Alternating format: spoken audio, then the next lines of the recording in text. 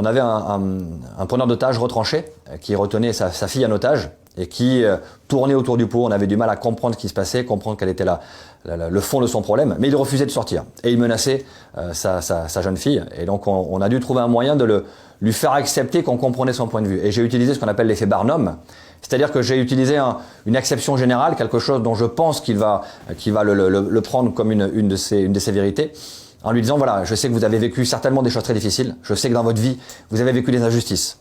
Et il me dit oui, vous avez raison, j'ai vécu des injustices. Et l'injustice, c'est difficile, ça fait mal. On vous a trahi, c'est ça. Absolument, on m'a trahi, mais vous avez tout compris. On vous a trahi, c'est quelqu'un de très proche qui vous a trahi. Mais c'est tout à fait ça. Vous savez, je peux pas comprendre ce que vous ressentez parce que je suis pas à votre place, mais je peux comprendre que vous soyez extrêmement blessé de ce qui s'est passé. C'est un peu ce que font certains manipulateurs, notamment certaines techniques de voyance, où on va aller chercher une information, on va la modifier pour vous la présenter d'une autre façon, et on va utiliser des truismes, des choses sur lesquelles il est difficile de dire non. En utilisant ce mode de fonctionnement, on va créer la relation empathique très très vite. On va l'amener à baisser un petit peu la garde. C'est de la manipulation. Donc éthiquement parlant, je l'ai fait parce que l'enjeu était important et qu'il y avait un enjeu vital.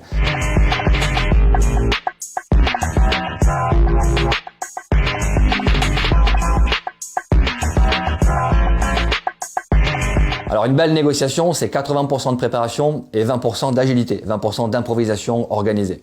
On se prépare d'abord mentalement, bien évidemment. Il y a un principe en négociation, il n'y a pas de bonne réponse. Il n'y a que de bonnes questions. Il n'y a que de bonnes questions et donc on va se poser les questions clés qu'on retrouve dans toutes les négos d'ailleurs. Qu'elles soient face à un forcené, qu'elles soient face à nos enfants, qu'elles soient face à un collaborateur ou un client. Les questions sur quel pouvoir j'ai quand je négocie avec lui, quelle est la légitimité qu'il me donne quand je négocie, jusqu'où je souhaite aller. Donc si on est très préparé mentalement, techniquement avant, on est capable de s'adapter.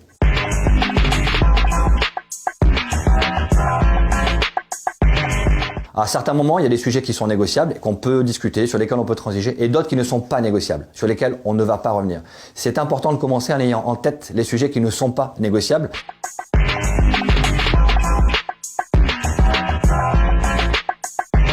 C'est la relation qui fait la négociation. Sans création d'une relation efficace, il n'y a pas de négociation.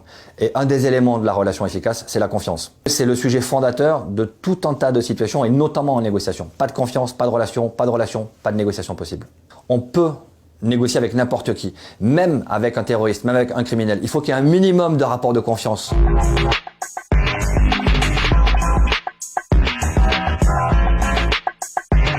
S'il n'y a pas d'objectif commun partagé, il n'y a pas de négociation. Si je veux négocier une augmentation de salaire ou quoi que ce soit avec mon employeur, la première chose à faire, c'est verbaliser l'OCP, l'objectif commun partagé.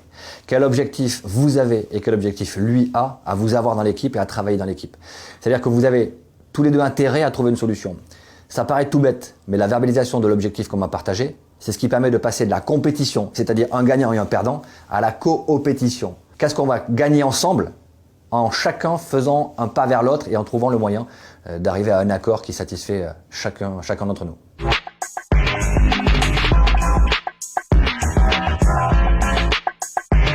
Antipathos, je vois l'émotion de l'autre mais je la refuse. Par exemple, dire à quelqu'un qui est en colère, calmez-vous. Même si j'ai envie qu'il se calme.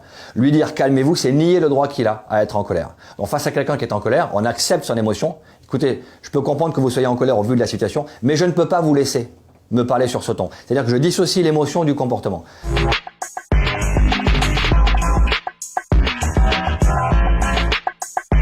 Prenez les négociations de Donald Trump, par exemple. C'est pas de la négo. Il a écrit un livre sur les techniques de négociation, mais c'est tout sauf de la négociation. J'impose mon point de vue à l'autre, je lui mets la pression, je lui tords le bras, et dès lors qu'il accepte sous la contrainte mon point de vue, j'ai considéré qu'on a négocié. Pas du tout. We're going to set the table. We're going to make a great deal for the world. Le rapport de force est une technique de négociation, mais c'est pas celle que nous prenons, nous négociateurs professionnels, parce que ça casse l'image de la négociation. Pour moi, une négociation doit satisfaire toutes les parties prenantes.